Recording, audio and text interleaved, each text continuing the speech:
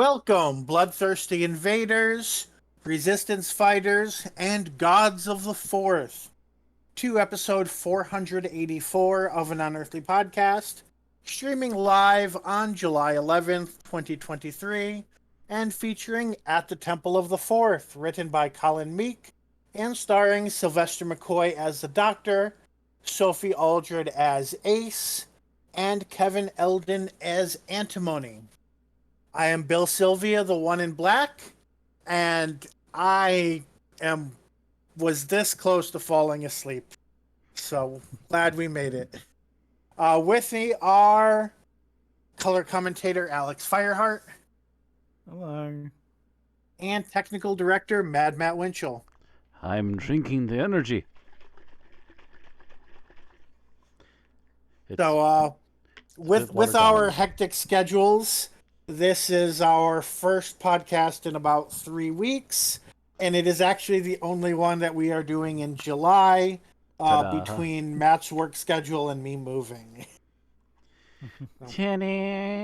So speaking of which would dive us into what's been going on the last couple of weeks.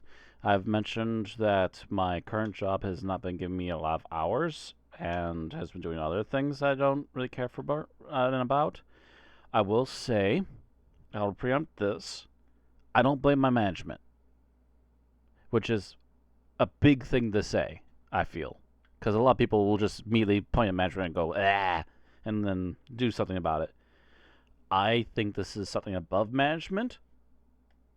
I'm not sure who exactly is to blame, but it's not immediately in our store because I'm also actually aware that the issues I'm having are not just at my store. Multiple coworkers at the same store are having the issue, but also I've heard like several towns over, they're also having the same issue. So it's kind of a widespread thing at the moment. I don't know why. Mm-hmm. But some change in the way that the policy. There's some sort of like algorithm they're apparently following, and they're like suddenly like really hard following it, and it's costing a lot of people who need the hours their hours that they need to survive, and that includes me. I've now just acquired a car which is undergoing maintenance in a shop, and the best option I've heard so far is it's going to cost me another $900, which means I've got like maybe about $400 left in the account right now. After that bill. So, yeah, I need a change. I've now come in contact with another place I was hoping to apply to. They pay $1 more per hour, and they're looking to get full-time people. And this full-time would be, I believe, technically 3 a.m. till 1 p.m. So it would actually not affect our podcast. Because I could probably, I could get lunch in, go to sleep, get like 5 to 6 hours sleep in, get back up, watch whatever it is I need to watch for that day, do the podcast, and just stay up the rest of the night, or get a little quick nap and get back up again, shower, and go to work. So it should not affect Tuesdays at all. Good luck with that. I just, I was about to say, so I went over there to check on them because they were supposed to call me this last week, and I hadn't heard anything. Okay. Managed to find the exact same manager who picked up the exact same application I handed in last time. Was looking it over again as he's walking up to me. He's like, actually, yeah, we're going to call you back by like Thursday. I want to make sure I get enough people in on this. And if we're not calling you in for a interview, we're going to be calling you in to like get some stuff set up. I'm like, oh, okay. We're that eager, eh? Which might be a bad thing. If they're that eager, there might be a reason, but... Well, this is for a, like, really early in the morning stocking job. Mm-hmm. This is 10 hours a day, 4 days a week. So, immediately $40 per week. And I can honestly say that if it's going to start at 3 in the morning, I can see why there might be some issues trying to get a hold of people. True. There have been times when, maybe not starting at 3 a.m. would not have been, but there have been times when I was desperately wishing there was a place hiring near me for third shift. I worked third shift. I don't know if this is going to be any less squirrely than that. Yeah, this is weird. It's like halfway between third and first shift. Yeah, basically. It's like a mid shift between third and first. But yeah, I'll be hopefully see how things go, and I'll tell them on Thursday or whenever I need to. So yeah, I need to give like my other job like 3 weeks yet because that's how far in advance they schedule. Okay. But I'll at least hopefully by the time we figured it out after Thursday should hopefully have the schedule updated so I can tell them but for sure what day I can tell them Hmm. enough's enough. Because yeah, again, as much as I want to hold somebody's feet to the fire, I can't because I don't know whose fault it is. It's above even the people Hmm. I know's heads, as far as I'm aware. So I literally just have to let them know we've had this discussion. I can't keep doing this, and you don't want to give me full time on the shift type I want to be at. So I have to tell you that I found another job, and I must give you my 3 week notice here. I will work until the end of the already pre-scheduled dates that have been released. And after that, good luck to you. I'll be moving on. Because I'll be making double the money I am in the same amount of time going to that Hmm. job. Because to heck with this. I feel like I'm constantly slowly losing money, like month after month lately. I can't keep going on with that job if they're going to keep doing those slim hours. So I'll do what I have to, and I'll move on to this one. And hopefully, by the time the vehicle is done being maintained, I can hopefully get a test in soon afterwards. And as soon as I get that test in, I can also hopefully hop to another job that Aaron and a couple others have been promoting the fact that I could try to get into, and it'll be a much more laid back job. It'll also be full time hours, and it'll be about the same pay that I'll be getting from this new job if I get it. But it'll be mostly just me driving. Hmm. And I mean, heaven forbid I had to spend most of my day sitting in a car and listening to beats. Oh, what a world. 2 hours of work and a 10-hour day. Oh my god. I mean, I will say after a few hours, driving definitely feels like work. But It it's depends yeah, on how you there do it, are I worse suppose. But jobs. yeah. There are worse jobs for sure. Oh yeah. It also depends on what you're driving. I'm not sure, but I I do know that I have seen the company vehicle, and it doesn't look too bad, to be honest. I I made the mistake when I was last month. I went to a wedding, and I made the mistake of renting a Mustang, and Ooh. I felt like I was trying to fit in a sardine can, and No, these are sizable yeah. vehicles. These are sizable vehicles because the job basically is getting samples from factories, putting them on ice, and putting Hmm. them in the back of the vehicle. Yep. Yeah, it was Two the hours of first that time. amongst 10 hours work. The first time I sat down, I was like, "Wait, am I gonna be able to sit in this car?" Like, I was like, "Do I have to go back to the counter and ask for a different car?" No, But Aaron and this was Chris, who was also from previously from GeekCon, and hmm. Chris is the one driving it, and it was technically him borrowing the company car because his got wrecked in an accident. He was hit. Got you. He was going through a green light, and someone who had a red light hit him. Hmm. So Yeah, yeah, yeah, that's not um, great. at least he survived it with very minimal injury. He was a bit sore in the knees, but that was the worst of it apparently. Hmm. Um, But yeah, he because his vehicle was completely demolished, the company was actually nice enough to loan him the car while he was out and about. Yeah, if I remember who's who, he's not a tiny person, so Mm-mm. his recommendation on how the car is would go a long way. Oh yeah, if he can get in and out of it easily enough, then I'm like, yeah, that should be a decent size. Hmm. But so that's been my Hmm. that's my been my job anxieties. I just bought a controller off of Amazon today. That should be actually arriving sometime tomorrow, so I'll try and give it a test run. It's a Razer controller. It was half off. Hmm. Um, what else has been going on? Oh, I'll at least mention it, but I'm not going to do the review because we don't have time for it today. I also finished the third Thief game. Hmm. So that's finally done, and I've started already to begin working on the fourth one. I'm like 2 episodes into that now. Okay. But yeah, I'll give info on the third one when we have a bit of a better time to do so, which might be coming depending upon how things go the next couple months here. Trying to think if there's anything else. Not really. Oh yeah, I got a body pillow. It's been very comfortable. I've been actually getting better sleep lately. And that's about it.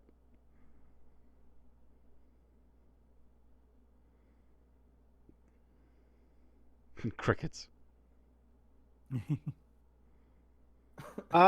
So as far as my time, I'm teaching my summer class now. Mm-hmm. I had planned to get really ahead with recording things. But one, I'm still don't have Wi-Fi at home, so Aye. anything that needs me to access the internet while I'm recording, I've been waiting until I can go on campus.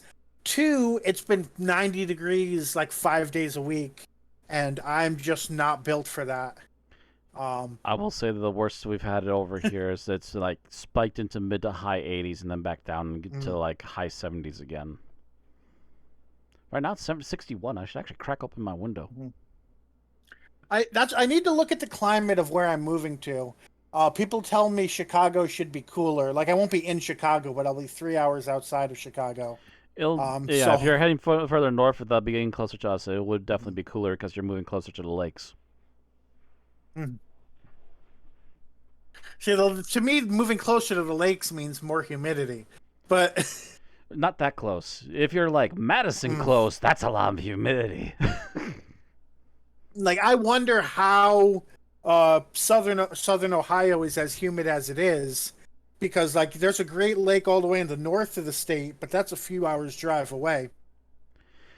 Madison in winter is a dangerous place, especially when we Mm. have we've had winters when I was there where it would melt the snow and then everything looked great. You take one step out and suddenly realize everything is sheet glass ice. Oh, I know yeah. Yeah, Yeah, I've only been to Madison in summertime, of course. yeah. You're going to be getting a smidge less of that if you're near Chicago because you're still at least a little further south, but you're still going to Okay. have some occasional ice problems down there. But that's going to be Mm. about the worst of it, at least for winter. I would assume degree wise for like summer, you're going to maybe on average 5 to 10 degrees lower than us. Okay.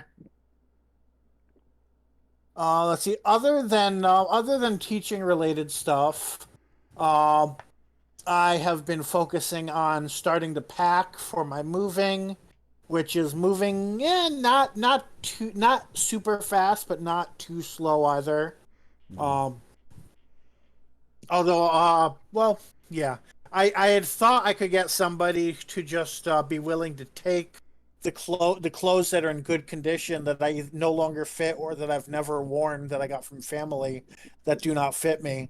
But nobody actually was willing to take those, so I guess Goodwill is getting a big donation from me when I move out. Yeah, if no one's Uh, going to take it, it's going to go. and the other thing I've been doing the past few weeks is watching Let's Plays of Final Fantasy 16. Mm.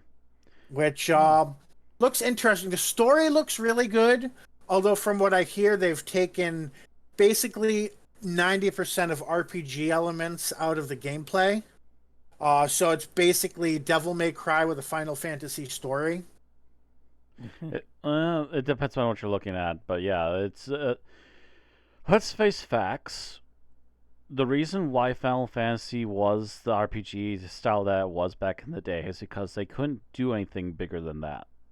That Yeah, that's one of budgetary the reasons, arguments. especially. I will say, as a classic Final Fantasy fan, the Final Fantasy VII remake looks much more the gameplay style that I'd be willing to try. Whereas Final Fantasy 16 is pretty far removed from even the recent Final Fantasy games, which is kind of weird, but I haven't seen to the end of the game yet, so sometimes things like that pick up toward the end, like in MMOs. Maybe. So reserving for a final judgment. Yeah.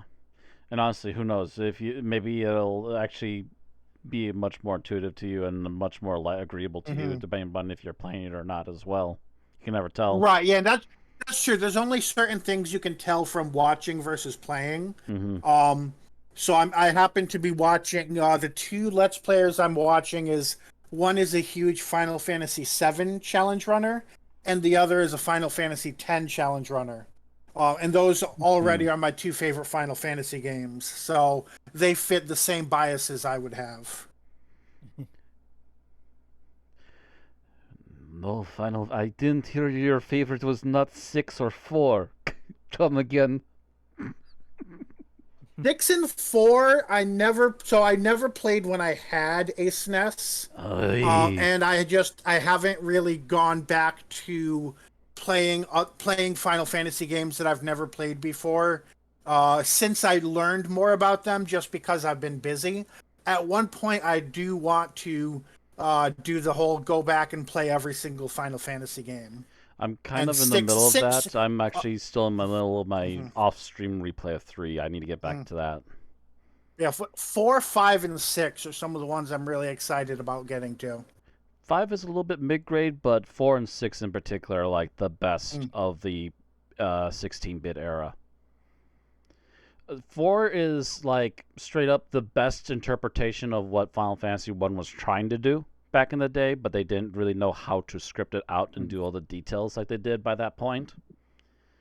So like Yeah, Final four Fantasy is one like the was kind of penultimate an version of what they wanted for Final Fantasy 1, and mhm, 6 is like taking everything that they learned from 4 and 5 mhm. and just throwing it into a So that huge mixer and just mhm. hitting the let's make this operatic button on the, top.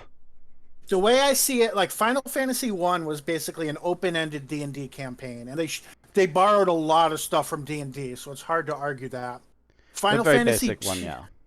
Final Fantasy 2 is when they tried to add a story to it, but they were still figuring out the gameplay.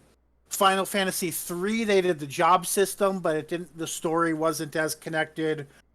The story 4 was is the alright, better but it wasn't version. great. Yeah. Yeah, 4 is the better version of 2, 5 is the better version of 3, and then 6 is when they really put it all together.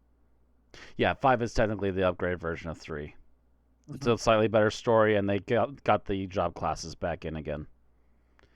And 6 is just them learning all their lessons and doing let's go and just going, all right, this console's got like maybe 2 or 3 years left to it.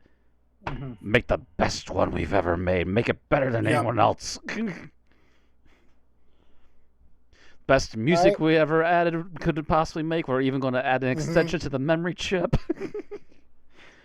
We're going to use full 3D maps for certain parts of traveling in the game. What was it, Mode 7 or whatever they called it? The stuff that they learned the Yeah. use of. Mode 7 is like the quasi 3D sort of thing. Yeah, they learned to use that for their overworld maps for that game. Mhm. Um, let's actually have the bad guy win for at least a good segment of the game, and then have Yep. a big triumphant comeback for our I heroes. mean, arguably the second half of Final Fantasy VI is an open world game decades before open world became a buzzword. So, Kind of, sorta, yeah.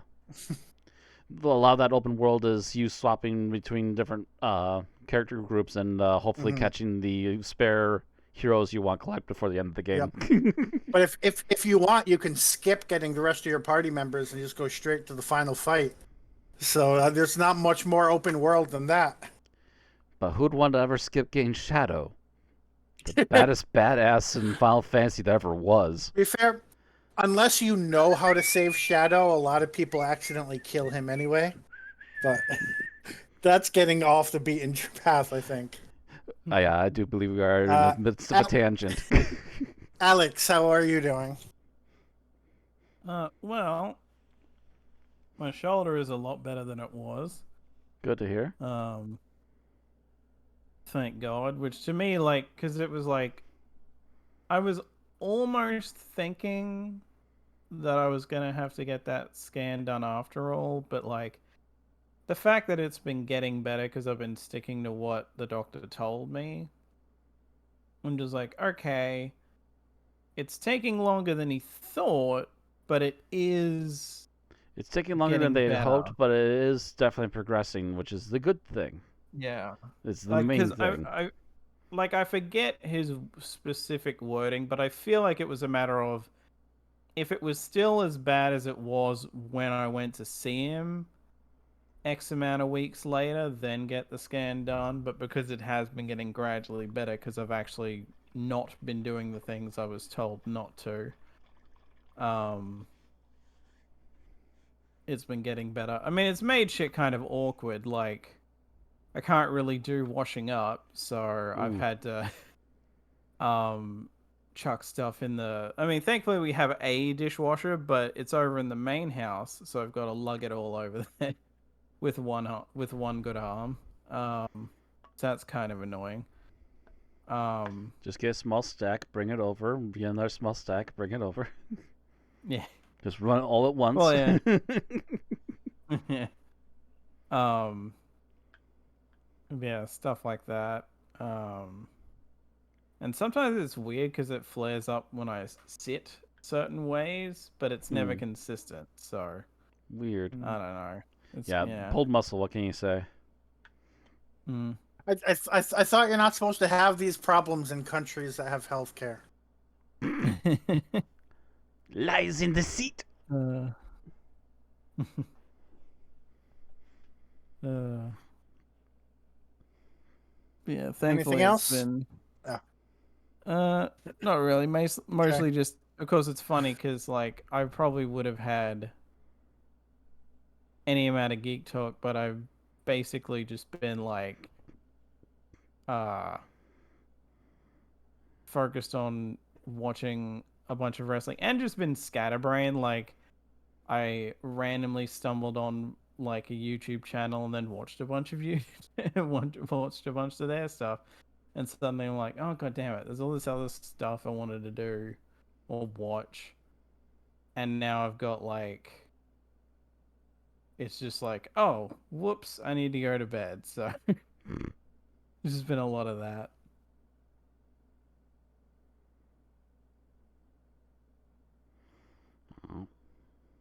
All right, let's move on to tonight's show. So we're going to have birthdays and news. So we, due to the amount of news, will not have any geek talk. Then we'll have our episode summary, review, final thoughts, and I guess we need to talk about whether or not we're going to have ratings. I guess we'll discuss that when we get to it. So starting with the birthdays. Okay. Starting on the 21st of June, we have David Morrissey, who played Jackson Lake, aka the fake 11th Doctor, in The Next Doctor.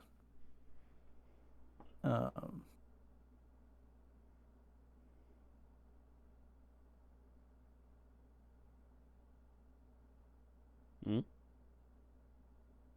there was no no age listed, so I'm looking it up. Turned 59.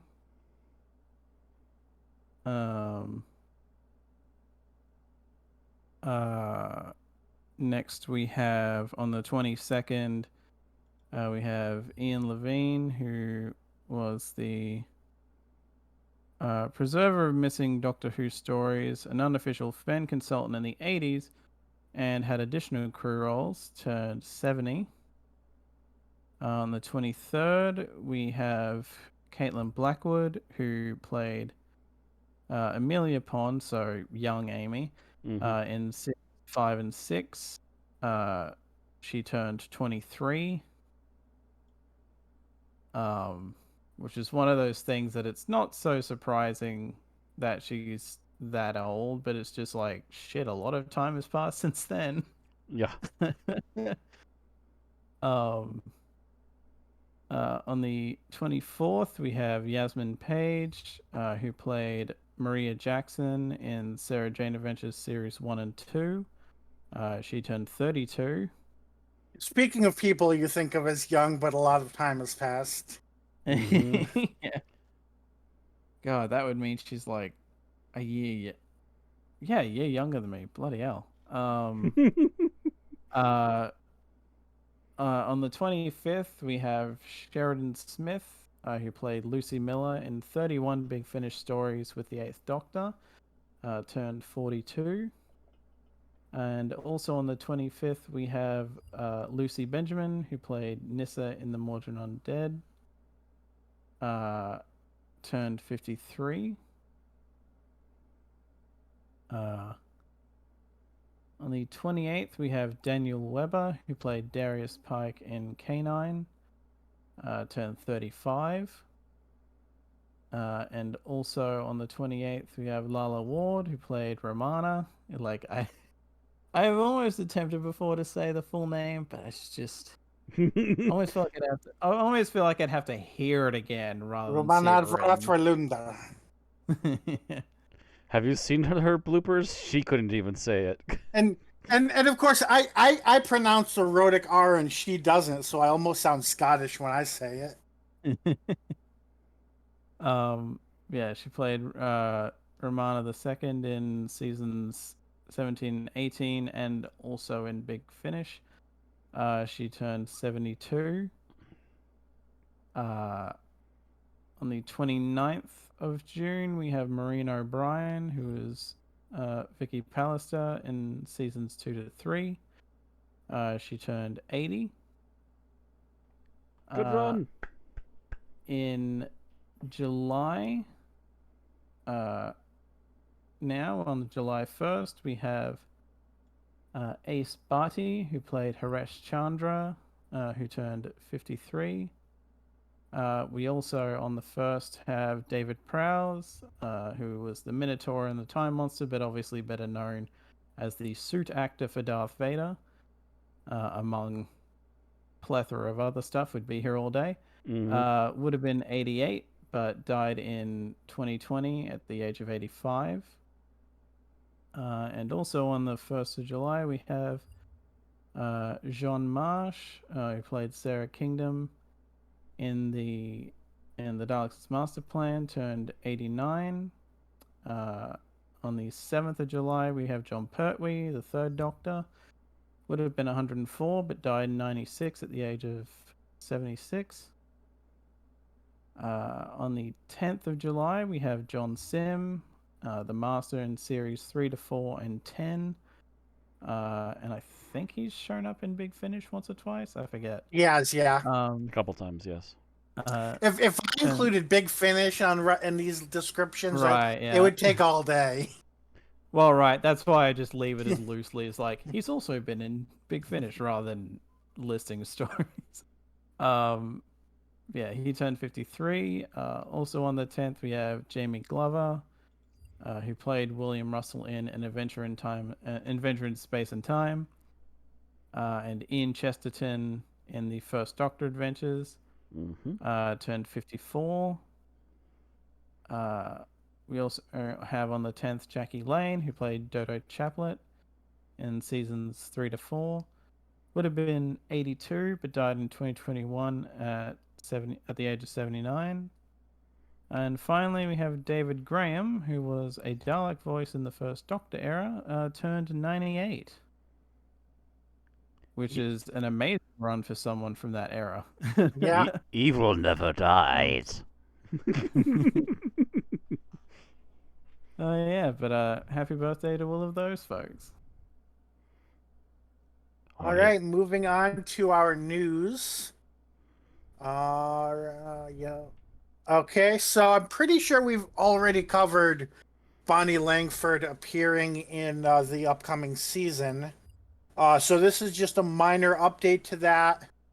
There was some, some people saw some on-site filming of Bonnie Langford and Ncuti Gatwa filming scenes on a scooter.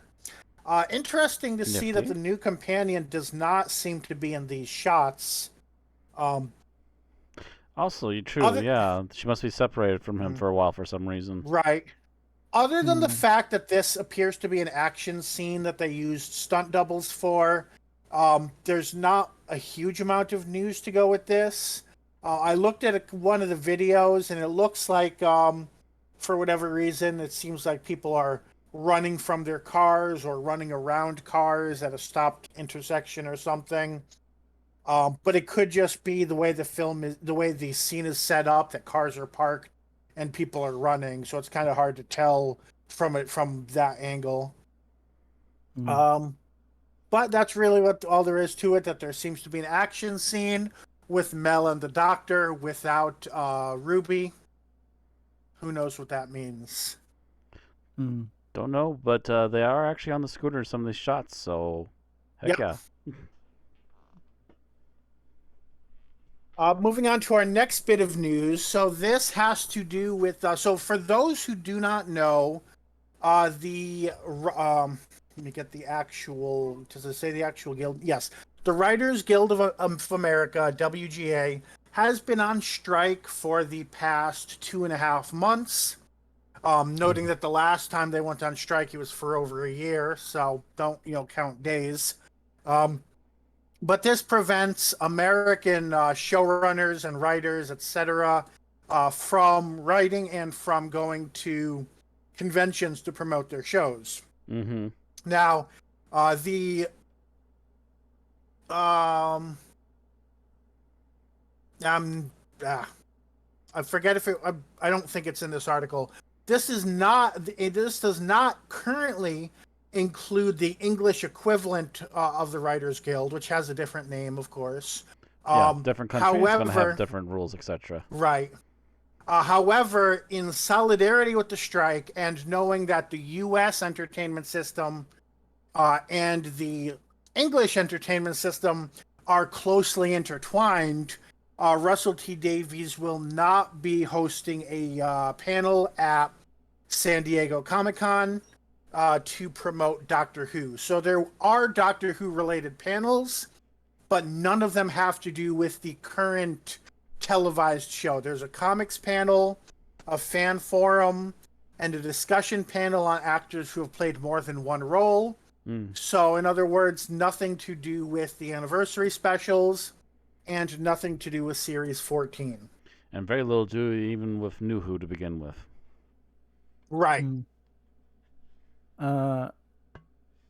Seemingly they don't list the equivalent of the Writers Guild in the UK, but they do mention Actors Equity is apparently the UK equivalent of the Screen Actors Guild. And I have heard that the Actors Guild here in the States might be going on strike eventually too. Yeah, so with the timing, the Actors Guild and the Directors Guild are both up for negotiating their next year's contracts.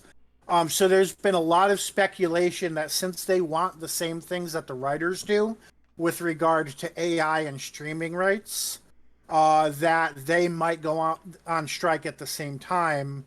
And if all three guilds are striking at once, then the networks pretty much have no choice but to do what they say. But that's at this time it's currently speculation, but that seems to be where it's going. Yeah, I think some actors have like come out in support with and been like, we're gearing up to, or like threatening to, if the writers it looks like it's going to happen. It's definitely something that's looming to the point of it's probably going to happen. Mm-hmm. So the guild that RTD is a part of would be called the Writers Guild of Great Britain, the WGGB. So they're not currently striking, but they do, have solidarity with the Writers Guild of America. Yep. Well, part of the reason why they might not be striking is maybe they treat their writers better. Just saying. Well, according to Russell, what happens in America usually happens in England after the fact. So basically, the same problems haven't come around yet. There's the same problems. He's just sitting there going, "Go boys, go!" Something along those lines, I think. It looks like, yeah. Yeah, basically. Or they're just not talking about those problems yet, sort of thing.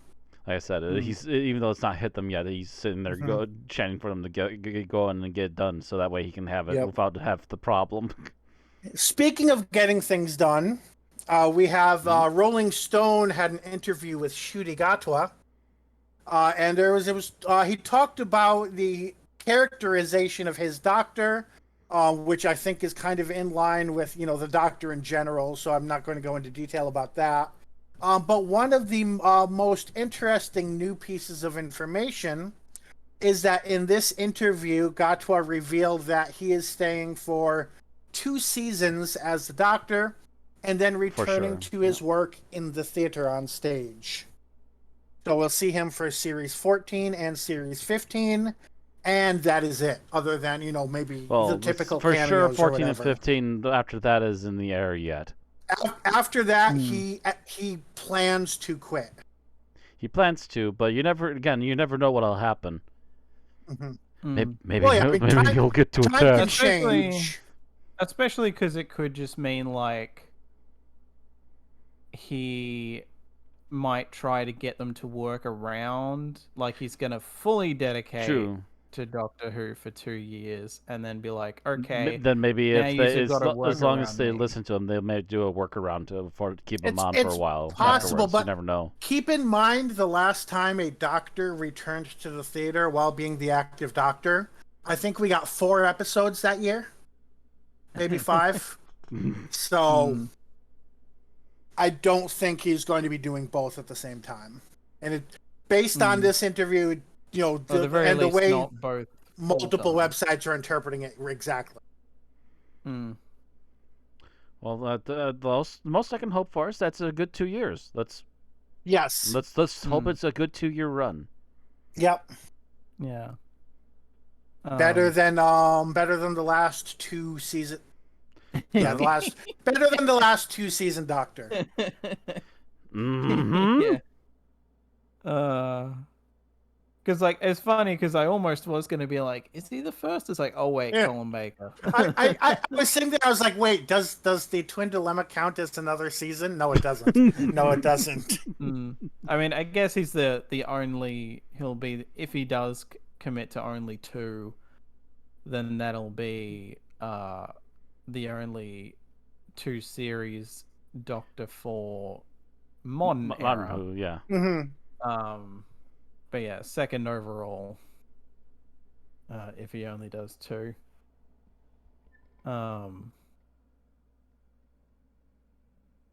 Moving on to the next piece of news. This is a Radio Times interview with Peter Davison. He had been originally trying to get together a plan for a sequel to the 5-ish Doctors reboot. For those who were not active in the community at the time, the 5-ish Doctors reboot was a YouTube special during the 50th anniversary celebrations. So this sequel would have been, of course, this year for the 60th anniversary. And what he specifically says is, I came up with an idea. It was deemed by those I showed it to as utterly unacceptable, although I thought it was very funny. It's a different world now, and I am always pushing the boundaries. My sense of humor is maybe a little out of sync with the sense of humor that now exists. So in the end, it became very clear to me that there were too many compromises I'd be asked to make in the making of it, and I thought it just best to leave it alone because the original was perfect. Now, taken out of context, that sounds a very boomerish way to put it.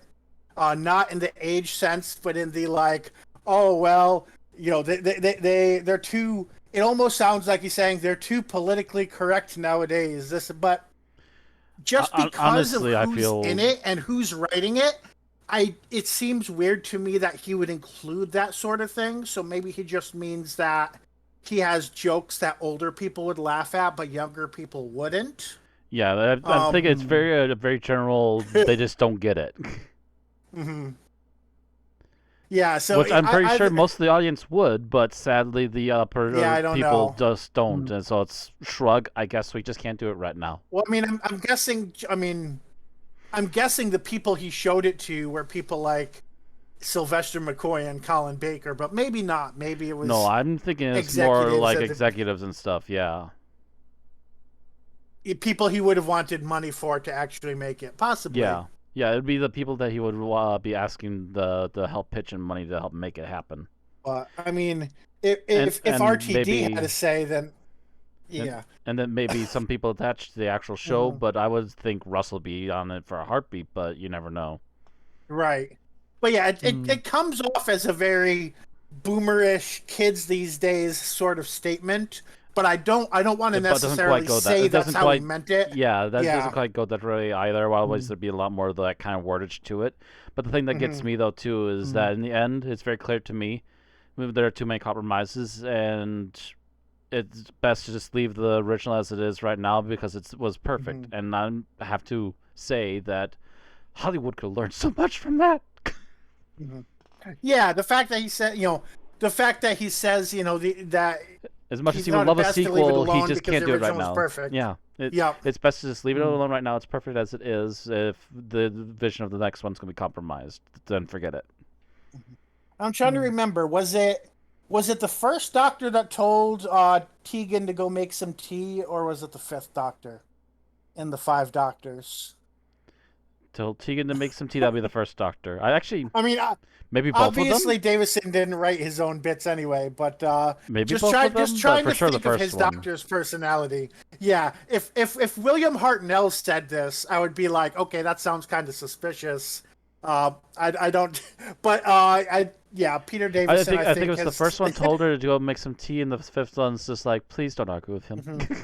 They've kind of flanderized the first Doctor as making him into the past times guy Kind of, over sort the of. decades. Yeah. Partially because the actor doesn't exist, but he was kind of a past times guy as well.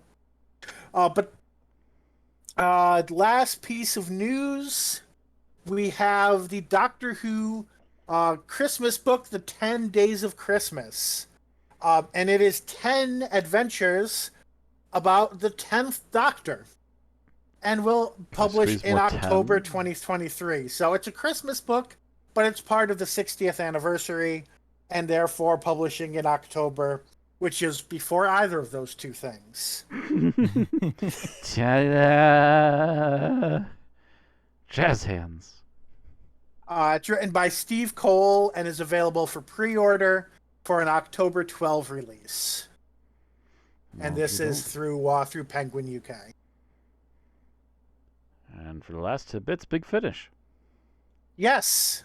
And Big Finish has a lot less news than I would have expected over 3 weeks. But there's still some here.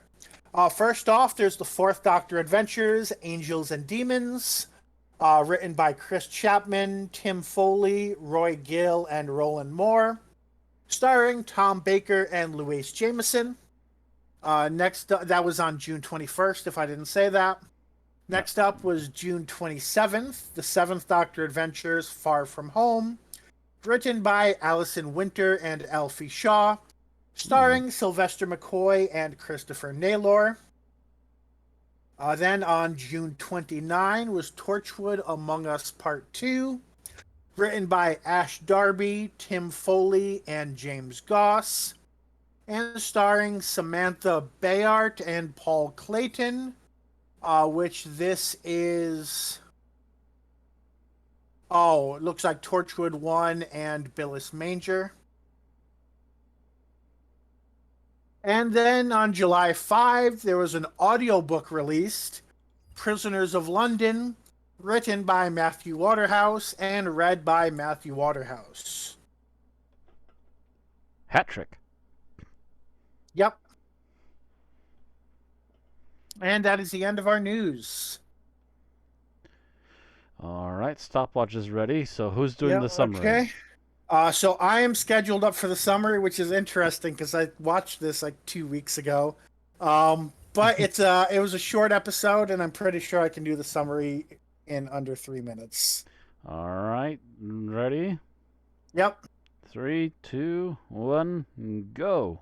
All right, we start off with someone named General Tanis, who is attacking a planet against intergalactic law and pretty much just killing people for the sake of it, such as destroying an entire fleet because the Admiral paused before saying, "I surrender." He goes to conquer the planet and enslave the people, but the president makes an announcement basically saying, "Fuck this, fight until your last breath," and then literally says, if they kill you, make sure to bleed on their shoes. The president, of course, gets killed, and then the TARDIS materializes in the middle of the Senate where the Resistance is trapped. He and his companion, Antimony, emerge. Antimony knocks out the guards. And the doctor takes all of the resistance members out to the woods where they can plan in peace. Before they can really discuss things further and he can properly explain who he is, he gets a message basically of burning trees, which is intended to make him think of Gallifrey and causes him to head off planet for a meeting. In the meantime, Ace is a prisoner, possibly on the same planet. I don't think it's explained. It is on the same And planet because the okay. main bad guy shows up later. And while she's captured, a Time Lord named Casmus appears, claiming to be a god of the Fourth, and then frees Ace and then takes her elsewhere. The Doctor then meets on a place called the Temple of the Fourth with the Minister of Chance, where they discuss Time Lord rules such as how they must travel with a companion, and the fact that the Minister of Chance is now going back to the planet where the Doctor originally was, because there are other matters that the Doctor needs to go attend to in his place. And that is the end. So 2 minutes 22 seconds.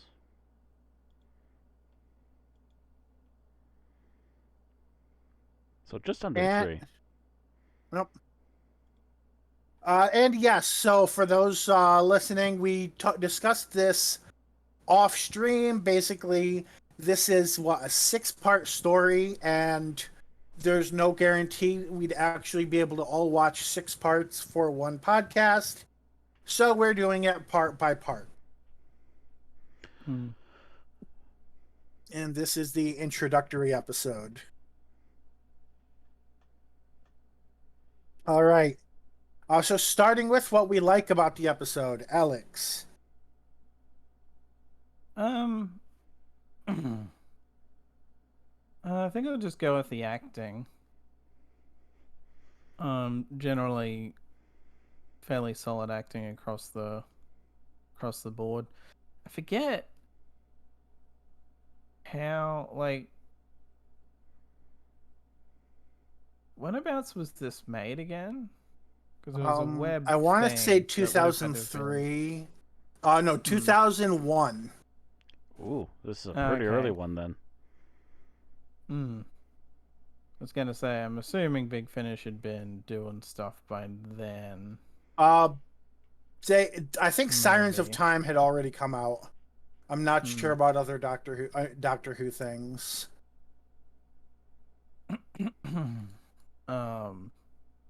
But generally, it sounds like they were at least. If there were a lot of actors in this who hadn't done Doctor Who audio stuff before, it generally sounded like no one was having issues with an audio only format. Right. Whereas I think there was I think there has been some stuff we've done with Big Finish where it's like really early Big Finish and you can tell. A few Or people here even and there have issues, yeah. Yeah. Or like Christopher Eccleston's first go was like. Oh yeah, he was a little lukewarm at the Oh, first. yeah, that was kind of the first time doing the Doctor after years. Yeah. Yeah, that was not and it the was issue here. Yeah, and I assume he probably doesn't do a ton of audio stuff, if at all. So it was him getting used to a new medium. So yeah, this doesn't generally. Point being, this doesn't seem to have that problem at all, which is good. Honestly, Sylvester McCoy comes off to me as the person where if he was doing a radio interview and somebody called in and asked him to make up a Doctor Who story on the spot, he would do it. Like, I don't think he ever stops being the Doctor.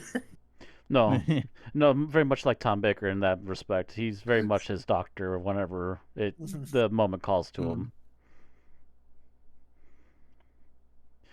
Both of them very much played their doctors to their off their sleeves.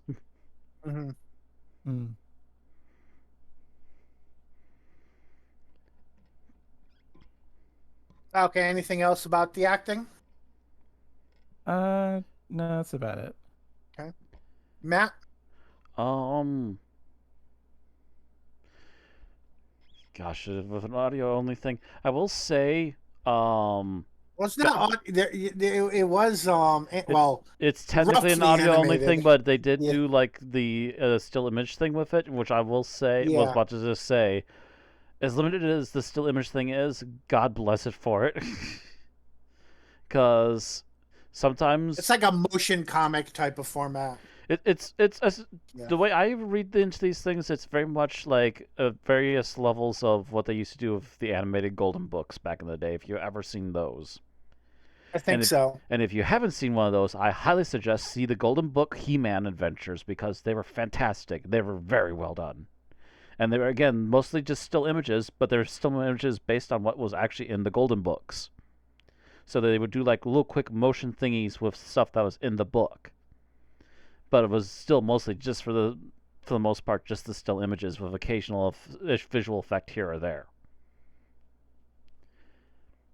But that's like key how you do this right, and Hmm. they definitely did enough editing with this one in particular to make it fit.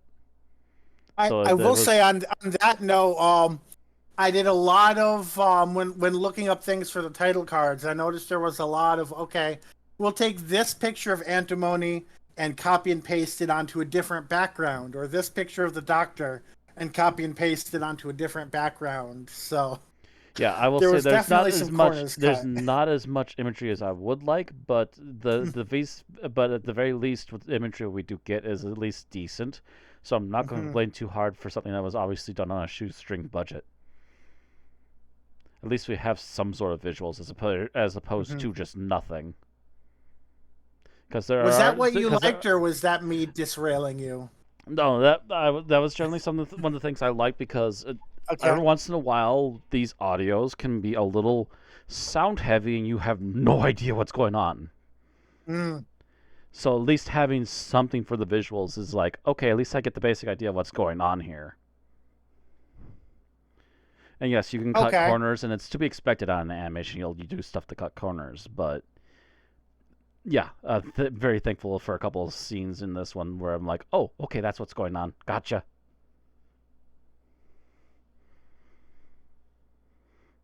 All right. So that comes to me, and it's hard to pick plot points and story beats from an introductory episode like this. But so Yeah. far, I like at least the idea of the fact that it looks like Ace is going on an adventure with Casmus without the Doctor.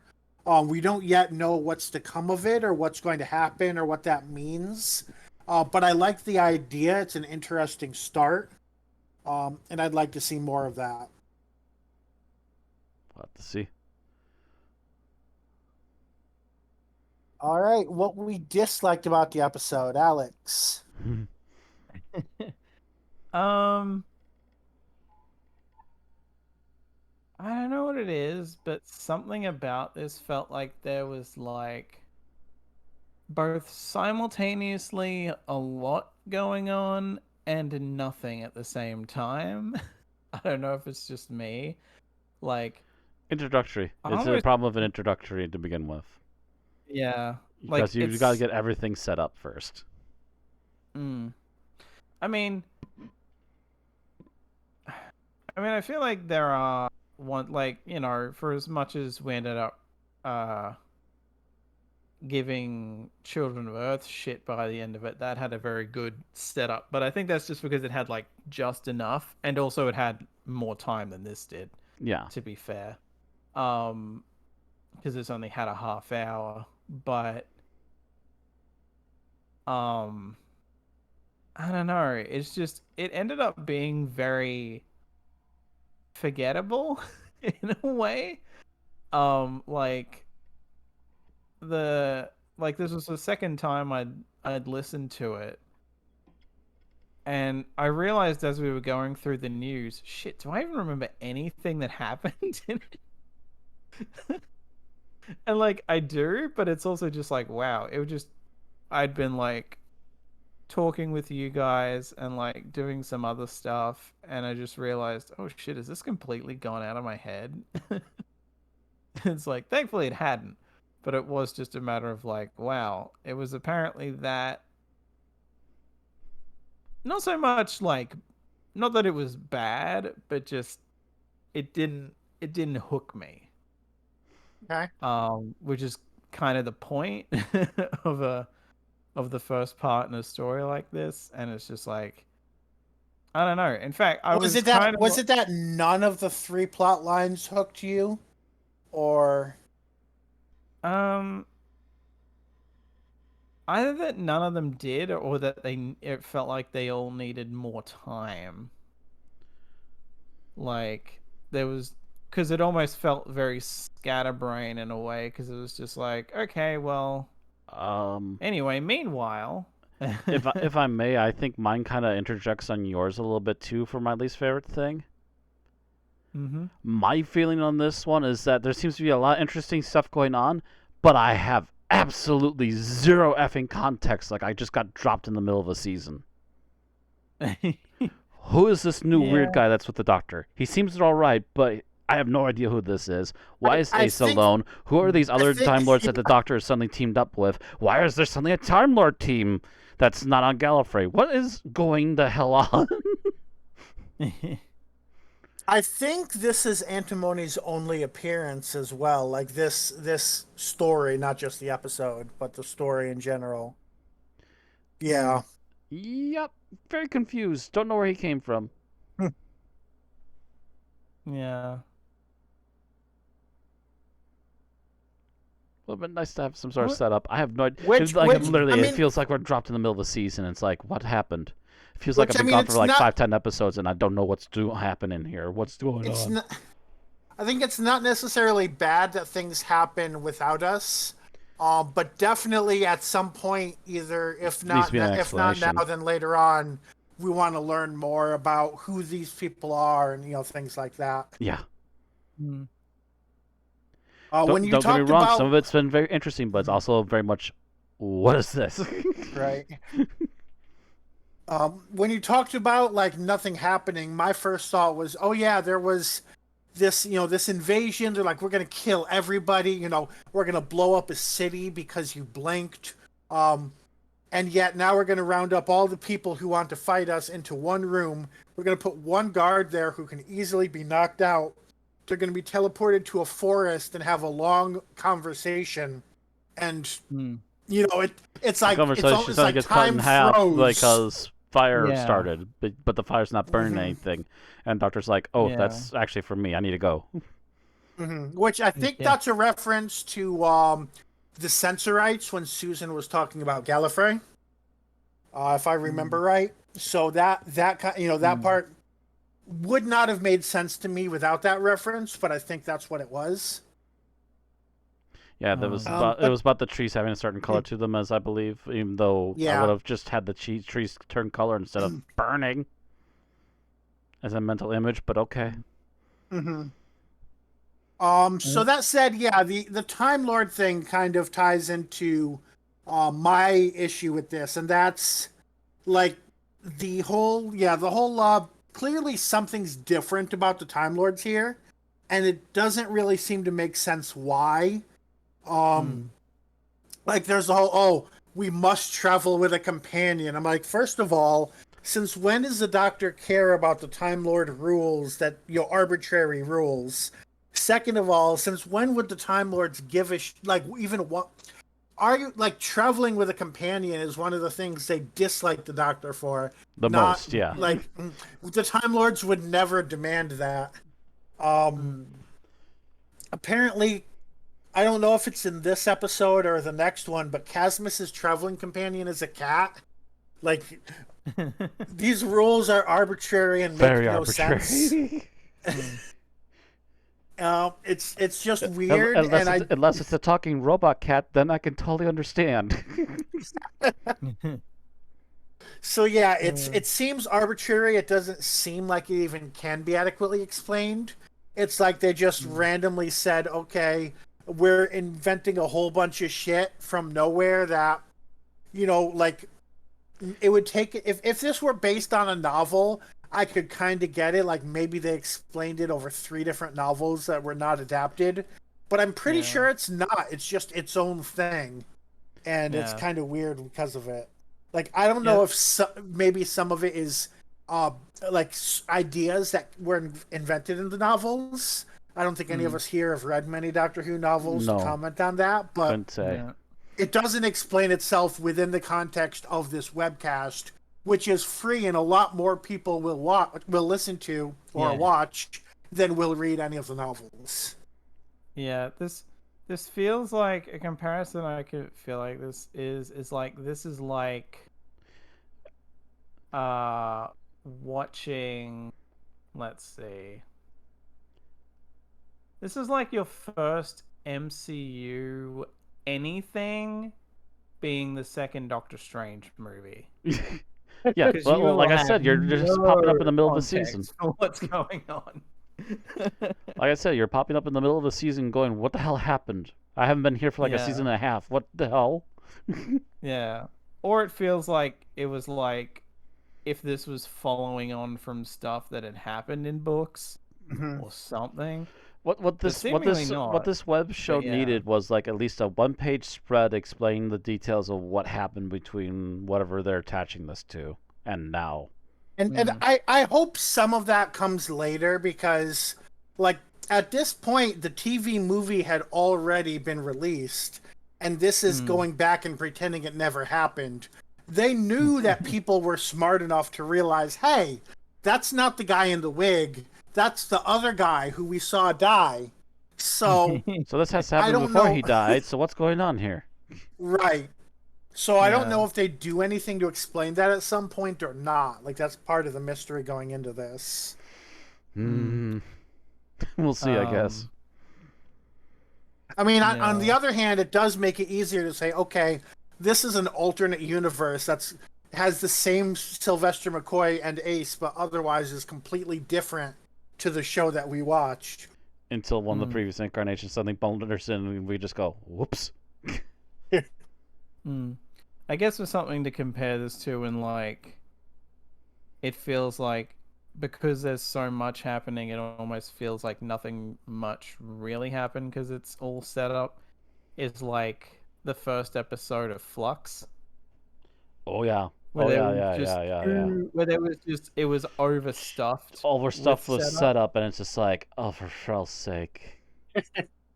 And especially at least that had like close to an hour. So at least some things were allowed to breathe a little bit. This is like a half hour, and they're trying to set up like 3 or 4 different things. That being said, I think they did it a little bit better, in my opinion, but we'll see.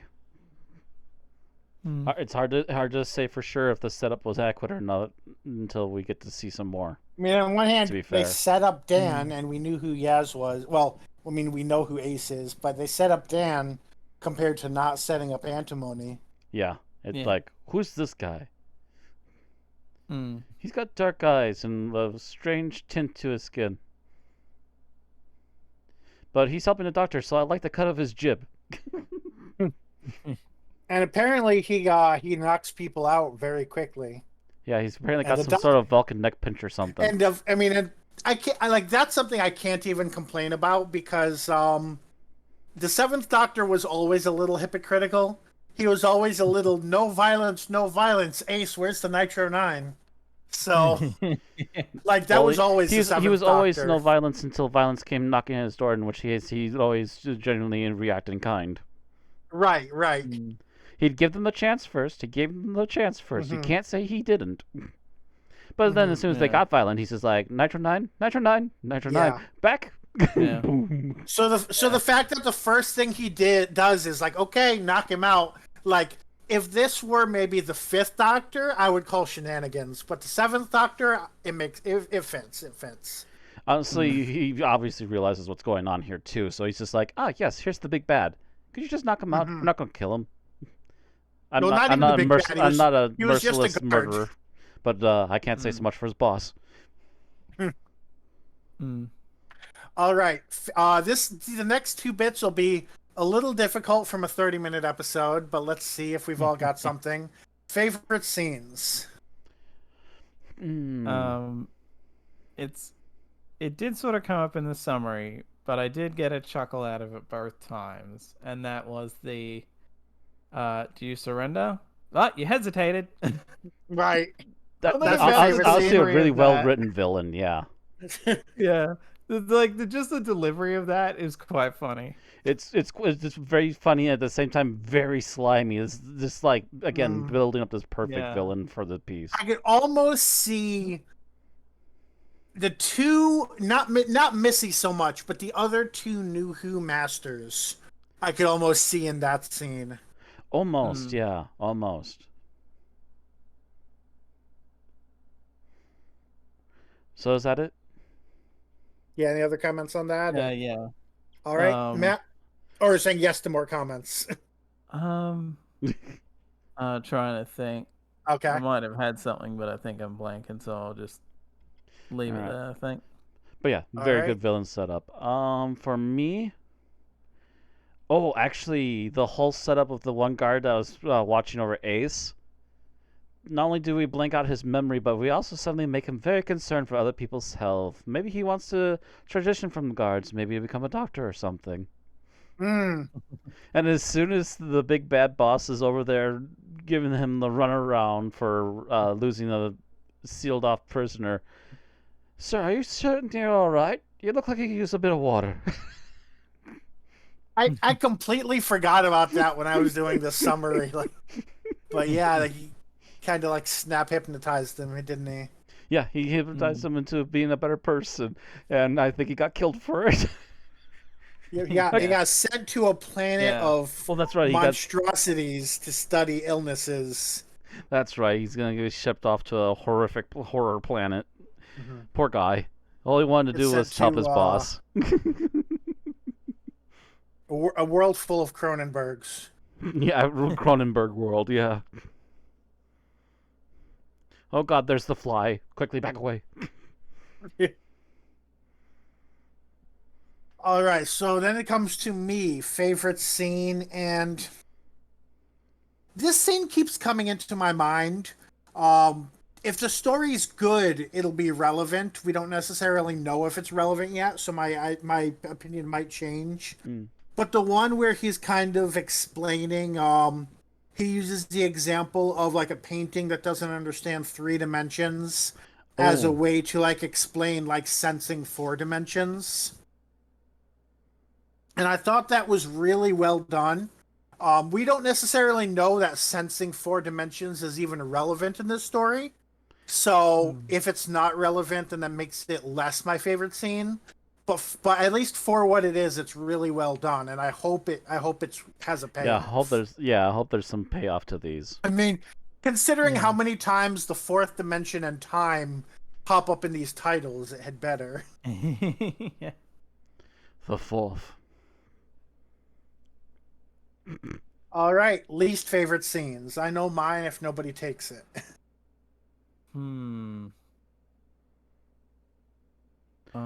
Least favorite. God,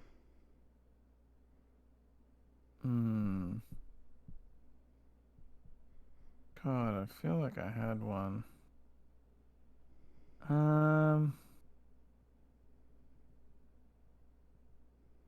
Yeah, at the very least for now, I'm blanking, so I'll pass. If I think of something while you guys are going through yours, I'll bring it up. Okay, so you want to pass for now? Yeah. All right, Matt. Trying to decide on a least favorite.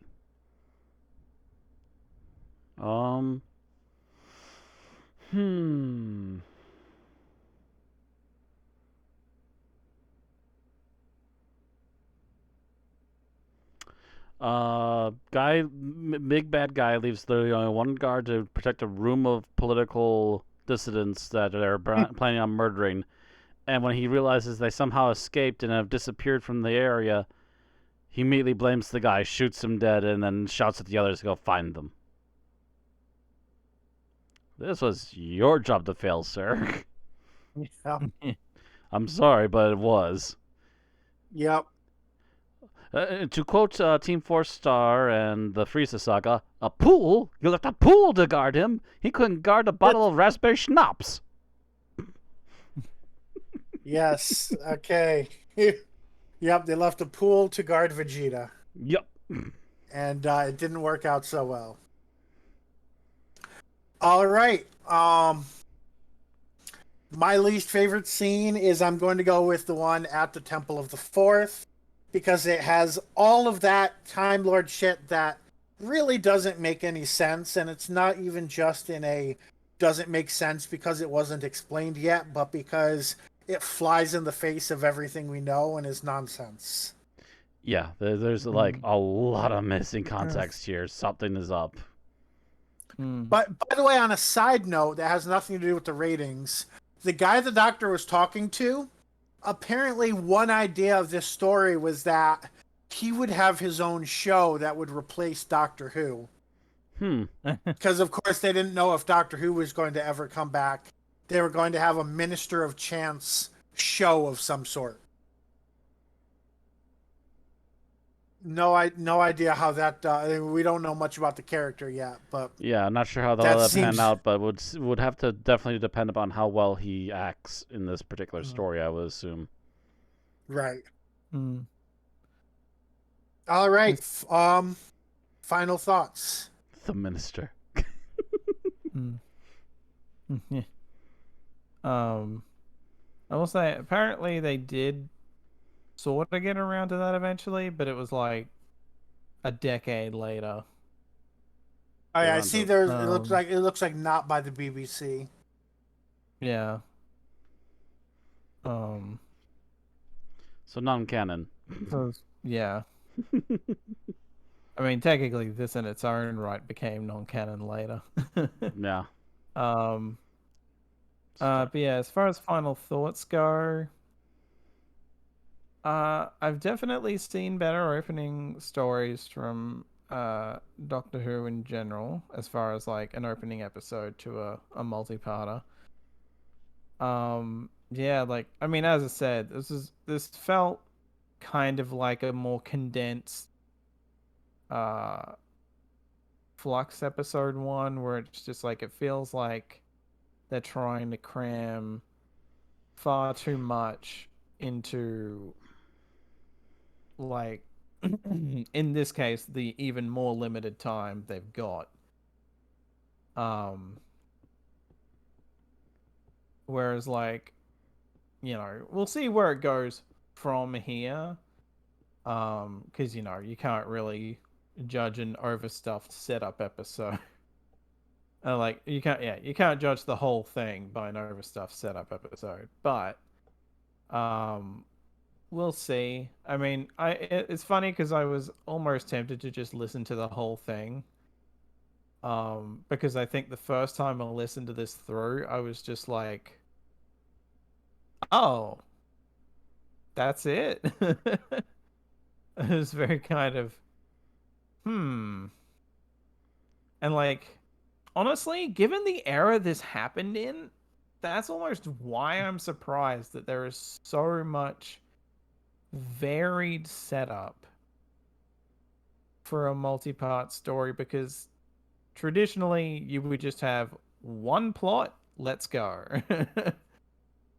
So it would be, okay, let's set up the world, we'll set up the players. We might drop the Doctor in this story, like in this episode. But like near the end or something after we've done a ton of setup. But yeah, it's like it almost kind of feels like they could have either moved some stuff around, maybe had the stuff with McCoy and Stephen Fry chatting to like the beginning of the next episode or something. I don't know.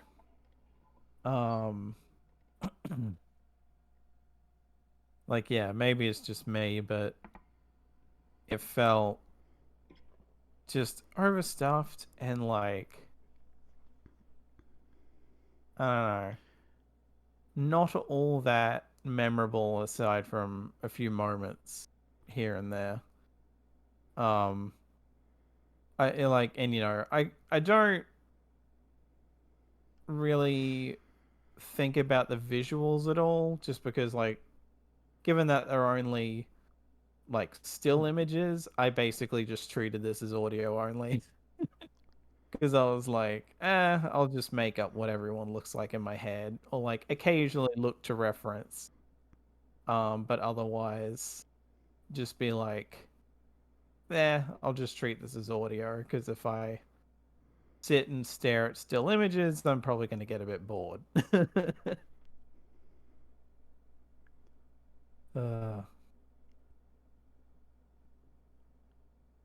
yeah, that's about all I've got, I think.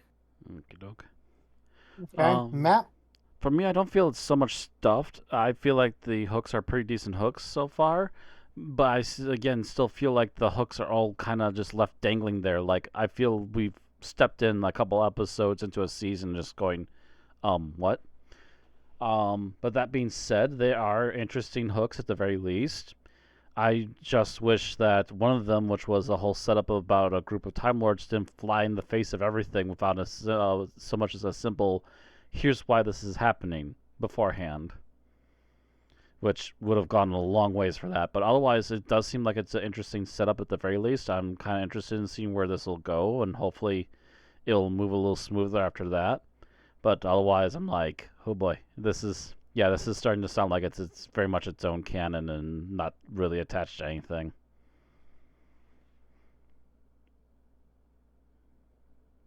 And that's basically my thoughts at the moment. So my thought is they definitely made some interesting choices with this. The fact that they bring the Doctor in on what could be an interesting plot, and then they're like, never mind, the Doctor's not going to be there. This was a fake out. And you're just like, so did we waste the first episode? I don't know. And so I don't know how, if I were, a kid watching this in 2001, would that make me want to see episode 2? Probably not. It's weird, Then of course we get the whole Time Lord stuff, which I'm not gonna keep beating that dead horse. And we have no idea what's going on with Ace, and why she was where she was and where she is now and why she's there. So there's a huge amount of question marks, not even attached to the umbrella, up in the air. Yeah. Which, yeah, again, it's really weird for a first episode. Honestly, I mean, Flux, I think, got me interested because you could see a lot of what was going on. Here, we don't even know the stakes of what the Doctor's doing, or his companion, or, the stakes of anything. So it's a lot more vague to me. Well, actually, you know what? I'll give it this over Flux. With this, I don't know who the people are attached to this, so I don't know what they're capable of story-wise. Whereas with Flux, I'm like, oh no, we've had so much wasted potential in multiparters. Please don't. And I was basically just dreading it from moment one. Yeah. But that's my thoughts. So anyways, back to yours. Yep. So that's pretty much that. So, what are our thoughts about ratings? I feel like this is one we're gonna have to wait until we've covered the whole thing. I'm starting to think that too. We'll have to kind of see where this actually goes. Maybe after the first 2 or 3 parts, we can decide whether or not for sure we can rate each part, or if we should just wait till the end. Yeah, I've listened to parts. 6-parter? Yes, I've listened to parts 1 and 2, and part 2 feels rateable on its own, but especially after talking about it, part 1 feels really hard to rate on its own. I could rate the part 1 on its own, but yeah, I'm not guaranteeing that would be up for everyone, at least not until we're a few parts in.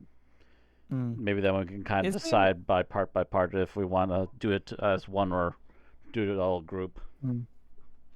For what I remember, this is it's a 5-parter. It's just that they're varying lengths. So like the next episode is like a little over half an hour, and then you're right. There are 5 parts. Then episode 3 is half hour.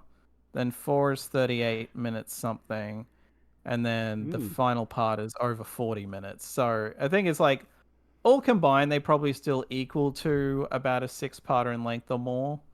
But there's only Interesting. Whereas it was originally released in 13 episodes over the course of 10 months. Jeez Louise. This was originally cut into 13 episodes over 10 months. Yep. Kill me. Yeah, releasing too slow at that point. Like that would be even more confusing to be So honest. they released this episode in July, then they waited until February, and then they did one part a week for 12 weeks. Can you Sounds imagine like the worst teaser? Can you imagine watching this episode and then waiting 6 months for part 2? We've already forgotten it by that point. Yeah, like that's a bad way to tease a series. Yeah. Yeah. That's pretty mediocre sauce. Hmm. So are we gonna hold off for right now? Yeah, I think that sounds like the verdict. Okie doke. All right, so this is available on YouTube, so I definitely encourage everyone in the comments to watch it if you haven't. Let us know what you thought of this week's episode. And since you've listened to us this far, don't forget to like the video, subscribe on YouTube to get our exports, and follow us on Twitch to get notified when we stream. At this rate, unfortunately, it looks like the earliest our next podcast can be is August 8th. That's just the way it is at the moment, and it might be later than that. Pending. But we will tweet when we go live. Right. And we'll be continuing Death Comes to Time with Planet of Blood, written by Colin Meek and starring Sylvester McCoy as the Doctor, Sophie Aldred as Ace, and Kevin Eldon as Antimony. And we will not wait 6 months. Right. We will not wait 6 months for the next part. Thank you very much. And also knocking on wood, hopefully when we get back early next month, my schedule might be a little more grounded. Because that's the way that new job sounds it might be. It sounds like it'll be at a different job, so. So we'll see. See you all next time. Have a good night.